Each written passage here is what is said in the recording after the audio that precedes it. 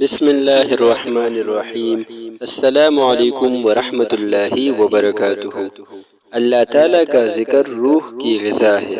الہ آباد میں ایک بزرگ اشراق پڑھ رہے تھے، خوب عبادت کر رہے تھے، تو ان کے مہمان نے کہا کہ آپ نے مسجد سے نکلنے میں بڑی دیر کر دی۔ سب لوگ نکل آئے، آپ کیا کر رہے تھے؟ میرے ناشتہ میں چائے میں اتنی دیر ہو گئی۔ کہنے لگے کہ میں اپنی روح کو ناشتہ کر رہا تھا، اس لیے دیر لگ گئی۔ سبحان اللہ، تو روح کو ناشتہ کرواؤ، اس لیے کہ جب روح نہ ہوگی تو آپ چائے نہیں پی سکیں گے۔ روح کی قدر پہچانو کہ روح کیا چیز ہے۔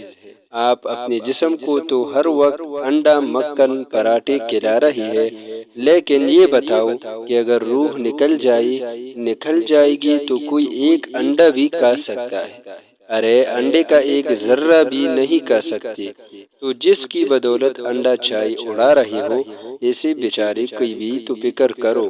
وہ اس روح کو بھی تو غذا دو۔